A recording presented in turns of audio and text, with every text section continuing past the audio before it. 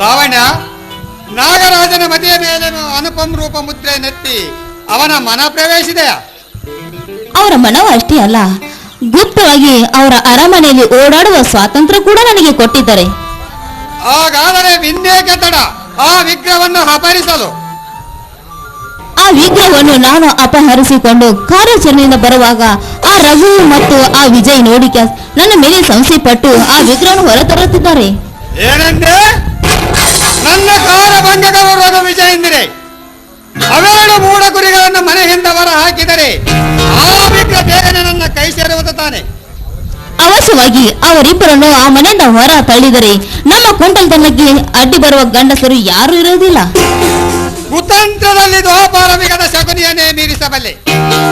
ಈ ಚಾಣಾಕ್ಷ ಚಾಣಕ್ಯ ಪಕ್ಕದಲ್ಲಿರುವಾಗ ಆ ನರಗುರಿಗಳ ಒಲಕ್ಕ ಇಂತಹ ಪ್ರಸಂಗೆ ಈ ಮನೆತನದ ಭೂತ ಭವಿಷ್ಯತ್ ವರ್ತಮಾನ ವಿಷಯವನ್ನು ಕರಗತ ಮಾಡಿಕೊಂಡಿರಬೇಕು. ಅಂದರೆ ನಾನಿದನ್ನು ಅರಿಯಬಹುದೇ? ಹಾ, ವಿಜಯನ ರಘುವಿನ ಸೋದರಿ ಕಮಲೆಯನ್ನು ಮನಪೂರ್ವಕವಾಗಿ ಪ್ರೀತಿಸುತ್ತಾನೆ. ಇದಕ್ಕೆ ನಾಗರಾಜರ ಪುರಸ್ಕಾರ ಇನ್ನೂ ದೊರೆತಿಲ್ಲ. ಇಷ್ಟು ವಿಷಯ ಸಾಕು ಅವರ ಸ್ನೇಹ ಬಾಂಧವ್ಯಕ್ಕೆ ವಿಷವನ್ನಿಂಡಲು. ಇಷ್ಟು ವಿಷಯಕ್ಕೆ ಯಾಕೆ ನೀವು ಪರೋಪಕಾರ ಕಾರಣವಾಗ್ತೀರಾ ನನ್ನ ರಾಜ? ಅನುಮಾನವೇ ಬೇಡ. ಪ್ರಸಂಗ ಬಂದರೆ ಬೆಂಕಿಯ ಕಿಡಿಯೊಂದು ಭಯಂಕರ ಕಾಡನ್ನೇ ಸುಡುವುದನ್ನರಿಯಲಾರೆ ಲಾವಣ್ಯ. ಈ ಚಾಣಕ್ಷರ ಚಾಣಕ್ಯತನ ನಿನ್ನಂತ ಹೆಣ್ಣು ಬುದ್ಧಿಗೆ ನಿಲ್ಲಕಲಾರದು. ನೋಡುತ್ತಾ ಇರೋ ಆ ಕಾಮಾಂಧ ನಾಗರಾಜನ ಕಾಮ ದೃಷ್ಟಿಯನ್ನೇ ಕಾತರಣದಿಂದ ಅರಿದು ಚಂದ್ರನ ತಂಗಿ ಕಮಲೆಯ ಮೇಲೆರೆಸಿ ಅದು ಹೇಗೆ ಅವನ ಬಲಗೈ ಬಂಟರೆಲ್ಲ ದೂರ ತಳ್ಳುವೆನೆಂದು. ಅದೆಲ್ಲ ಇರಲಿ ನೋಡಿ, ಅವನೆಲ್ಲ ಸಂಪತ್ತನ್ನು ದೋಚಿಕೊಂಡ ಬಂದ ಮೇಲೆ ನಾವಿಬ್ಬರು ಆ ಕೆಟ್ಟ ಚಾಳಿಯನ್ನು ಬಿಟ್ಟು ಸ್ವತಂತ್ರವಾಗಿ ಚೆನ್ನಾಗಿ ಬಾಳೆ ಮಾಡೋಣ, ಏನಂತೀರಾ? ಸುಂದರಿ, ಈ ದಿವ್ಯ ಭಾಂಡರ ದೊರೆತ ನಂತರ ಈ ಪ್ರಪಂಚದ ಪರಮ ಸುಖವೇ ಕ್ರೈಸಿಯು. ಲಾವಣ್ಯ, ವೈನ್ ಮತ್ತು ಹುಮೆಯನ್ನು ಮುಟ್ಟಿ ನೋಡಿ ಬಹಳ ದಿನಗಳಾಯಿತು. ಸುರ ಸುಂದರಿ ಶರಶೀಜಯ ವರದಿ ಒಪ್ಪಿಗೆ ನಿಟ್ಟು ಕರಣಿ ಬಿರಿದು ನಡೆದುಕೊಂಡು ಶರ ಸೌಂದರ್ಯದಿ ತರತರನೆ ಸುವಾಸನೆ ತಲೆಗೇರಿಸಿ ಗರಗರನೆ ತಿರುಗಿಸಿ ದೊರೆತನಗಳ ಮೊತ್ತನ್ನು ಬೆರೆಸಿ ಮೊರನೆ ಮೊರಗುವಿಯ ತಗ್ಗಿ ಹೊರಡಿ ಬಂದು ಮೃತ ಕರಗಳಪ್ಪಿ ಸುರ ಸ್ವರ್ಗಕ್ಕೆ ಕಳಿಸುವ. ಹಾಗೆ ಆಗಲಿ ನನ್ನ ರಾಜ ರವಿಕೋಟಿ ತೇಜ.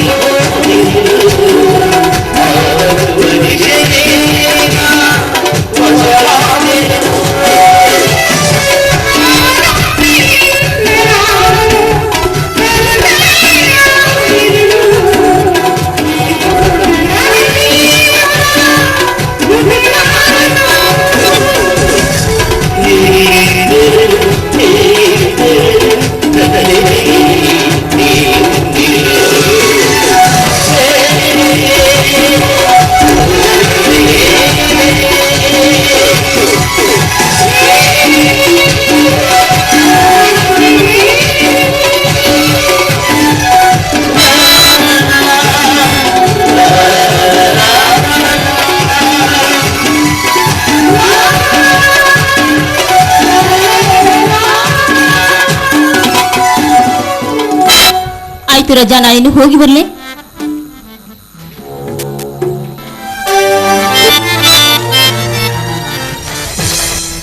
ಎಂತ ದೃಶ್ಯವನ್ನು ನೋಡುತ್ತಿರುವೆ. ನನ್ನ ಮುದ್ದು ಲಾವಣ್ಯ ನನ್ನ ವೈರಿ ಚಾಣುಕ್ಯನ ತೋಳ್ತಕ್ಕೆ. ಅಮ್ಮ, ನಿನ್ನನ್ನು ಕೊಂದವನನ್ನು ಅರೆಸ್ಟ್ ಮಾಡಿ ಗಲ್ಲ ಶಿಕ್ಷೆ ಪಡಿಸಬೇಕೆಂದರೆ ನೀನು ಗಂಬವೇ ಎದುರಾಗಿ ನಿಂತಿದೆಯಮ್ಮ. ಇಂಥ ದೃಶ್ಯವನ್ನು ನೋಡೋದಕ್ಕಿಂತ ಮೊದಲು ನನ್ನ ತಂಗಿ ಸತ್ತು ಹೋಗಿದ್ದಾಳೆ ಎಂದು ತಿಳಿದರೆ ನನಗೆ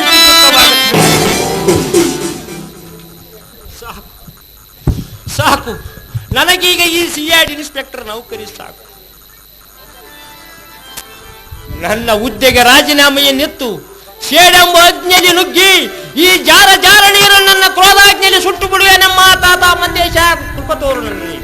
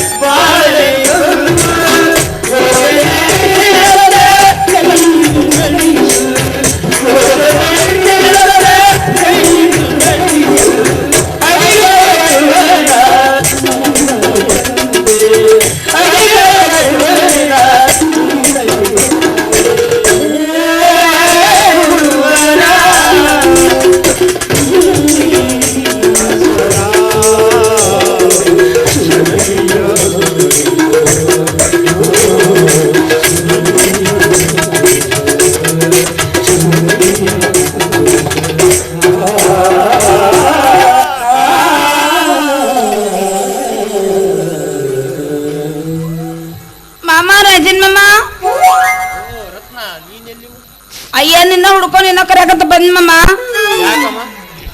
ಅದೆಲ್ಲ ಹೋದ್ ಮಮ್ಮ, ಕಣ್ಣ ನೀರ ಕೆಂಪು ಆಗಿ ಒಂದು ಮನೆ ಬಿಕ್ಕಕತ್ತಿಲ್ಲ. ಏನೈತ್ ಮಮ್ಮ? ಸ್ವಲ್ಪ ಹೊತ್ತಿಂದ ಕಣ್ಣ ಕಸರು ಬಿತ್ತಿತ್ತಮ್ಮ, ಅದಕ್ಕೆ ಕಣ್ಣು ಕೆಂಪಾಗೈತ. ಅದಿರ್ಲಿ, ನೀನ್ ಇಲ್ಲಿಗೆ ಬಂದ ವಿಷಯ ನೋಡ ಮಾತ್ಕೊಬನಿ. ಅವ್ವ ಇವ ಇವ ಅನ್ನೋ ಹೊಟ್ಟೆ ಹೊಟ್ಟೆ ಏನಿ ಅವ್ವ ಅವ ಅನ್ನಕೋಬಣ. ಪ್ರೀತಿಯಿಂದ ರತ್ನಾನ್ ನೋಡ್ ರತ್ನ, ಅನ್ನ ತಿನ್ನ ಬಾಯಿಗಿಂದ ಅಕ್ಕ ತಂಗಿ ತಾಯಿ ಅನ್ನುವ ನಿಜವಾದ ನಾಲಿಗೆ. ಅದಿರ್ಲಿ, ನೀನ್ ಇಲ್ಲಿಗೆ ಬಂದ ವಿಷಯ ಅದು ಐತಿಲ್ಲ. ಅದು ಐತಲ್ಲ ಏನದು? ಅದು ಐತಲ್ಲ ಸೆಟ್ಟಿಗೆ ಚೋಡ ಚೀಟಿ ಕೊಟ್ಟು ನಿನ್ನ ಲವ್ ಮಾಡಿ ಬದ್ದಿ ಮಕ್ಕೋಡೋಗೋದು. ಅದು ನಿಂದು ತಪ್ಪು. ಏನ್ ತಪ್ಪು? ಯಾವ ತಪ್ಪ್ರಿ? ತಪ್ಪದ ನಂದು ಯಾವ ತಪ್ಪು? ಮನೆ ನಾನು ಇದ್ಕೊಂಡು ಇನ್ನೊಬ್ಬ ಆಕ್ಸಿಡೆಂಟ್ ಬೇನಂತ ತಪ್ಪಲ್ಲನ? ಅದು ತಪ್ಪು. ಮಾನ ಮರ್ಯಾದೆ ಇದ್ದ ಗಂಡಸು ಇಂಥ ಬಂಡ ಕೆಲಸ ಮಾಡಬಾರ್ದು. ನೋಡು, ನೀನು ಹೆಣ್ಣಿನ ಜೀವನವದು ಸುಂದರವಾದ ಹೂವಿನ ಆಗಿ.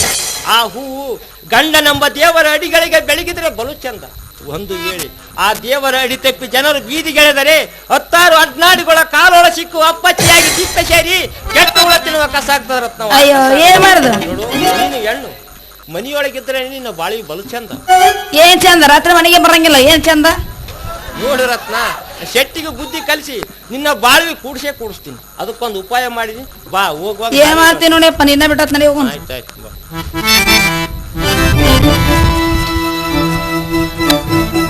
ವಿಜಯ್ ಬಾಬುರು ನಾನು ತುಂಬಾ ಮೆಚ್ಚಿಕೊಡುತ್ತೇನೆ. ಮೆಚ್ಚಿದಂತೆ ಇವರ ನಾಗರಾಜ ನಮ್ಮಿಬ್ಬರ ಪ್ರೀತಿಗೆ ಎಲ್ಲಿ ಅನಾಹುತ ಮಾಡುತ್ತಾನೋ. ನಮ್ಮಿಬ್ಬರ ಮದುವೆ ಮಾಡಿಕೋದ್ರೆ ಬಾ ಭರವಸೆ ನನಗಿದೆ. ಇಲ್ಲ, ನಮ್ಮಿಬ್ಬರ ಮದುವೆ ಬಗ್ಗೆ ಎಲ್ಲಿ ಅಹಿಕಟ್ಟನ್ನು ಕಟ್ಟಿಬಿಡ್ತಾರೆ ಅಂತ ನನಗೆ ತುಂಬಾ ಭಯವಾಗ್ತದೆ. ಏನೇ ಆಗಲಿ, ನಾನು ಮಾತ್ರ ಆ ವಿಷಯನ ಮರೆಯೋದಕ್ಕೆ ಸಾಧ್ಯವಿಲ್ಲ. ನನ್ನ ದೇಹವನ್ನು ಅವರಿಗೆ ಅರ್ಪಿಸಿ ಮತ್ತೊಬ್ಬರ ಜೊತೆ ಮದುವೆ ಮಾಡ್ಕೋದಕ್ಕೆ ನನ್ನ ಮನಸ್ಸು ಹೋಗ್ತಾ ಇಲ್ಲ. ಹೇಗೆ ನಾನು ತುಂಬಾ ಪ್ರೀತಿ ಮಾಡ್ತಿದ್ದೀನಿ, ಅವರನ್ನ ಮದುವೆ ಮಾಡಿಕೊಳ್ಬೇಕೆಂಬ ನಿರಾಕರಿಸಿದ್ದೀನಿ.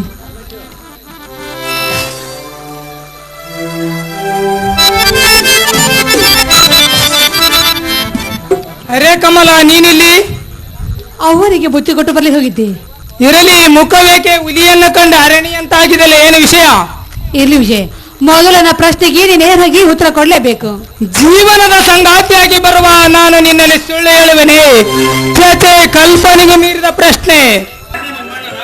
ಮೊನ್ನೆ ನಿಮ್ಮ ನಾಗರಾಜ ನಮ್ಮ ಮನೆಗೆ ಬಂದಿದ್ರು. ಹೌದಂತೆ? ಏನು ರಾದಂತ ನಡೆದಿದ್ದು ಎಂದು ಕೇಳಿದ್ದ. ಏನು ನಡೆಯಿತು? ನಮ್ಮ ವಿವಾಹ ನಡೆಯೋದಕ್ಕೆ ಸಾಧ್ಯವಿಲ್ಲ ಅಂತ, ಒಂದು ವೇಳೆ ಏನಾದ್ರೂ ನಡೆದಿದೆ ಆದ್ರೆ ಅನಾಹುತ ಆಗುವುದರಲ್ಲಿ ಸಂದೇವಿಲ್ಲ ಅಂತ ಹೇಳಿ ಹೋದ ನಿಮ್ಮ ಆಮೇಲೆ ಆಮೇಲೆ ಆ ಮದುವೆ ಏನಾದ್ರೂ ನಡೆದಿದೆ ನಿಜವಾದ್ರೆ ನಿಮ್ಮ ಮೊದಲ ಮಂಟಪದಲ್ಲಿ ಮೊಸರ ಸೇರುತ್ತಾನೆಂದ ಬಾಯಿಗೆ ಬಂದಾಗಿ ಹಾಗೆ ಅಂತ ಬೇದಾಡಿ ಹೋದ. ಓಹೋ, ಸ್ವರ್ಗಲೋಕದ ಬ್ರಹ್ಮನಿವನು. ಇವನ ಕೈಯಲ್ಲಿ ಮಾನವರು ಆ ಗೋಗಳಿರುವುದೇ ಹುಚ್ಚಿ. ಇಷ್ಟಕ್ಕೆ ದುಃಖಿಸಬೇಕೆ? ಕೇಳಿಲ್ಲಿ ನನ್ನ ನಿರ್ಧಾರ. ನನ್ನ ಮನೆಗೂ ನನ್ನ ಅಣ್ಣ ನಾಗರಾಜನೇಕೆ ಎತ್ತ ಮಾತ ಪಿತರು ಬಂದು ಹೇಳಿದರು, ನಿನ್ನನ್ನು